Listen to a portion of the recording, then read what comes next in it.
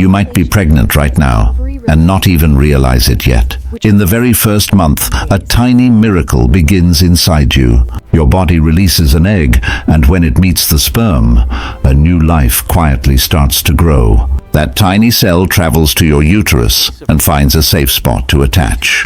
That's when your baby's journey truly begins. By week 3 or 4, your baby is smaller than a grain of rice, but the heart is already starting to form. You might feel more tired, moody, or notice your period doesn't come. Those are your body's gentle signs that something beautiful is happening inside. Even before you feel the baby, your body is already protecting and caring for it every second. If you're trying to conceive or just found out you're pregnant, take a deep breath. A new life is growing inside you. Like this video, share it with another mom-to-be, and follow for more gentle pregnancy tips.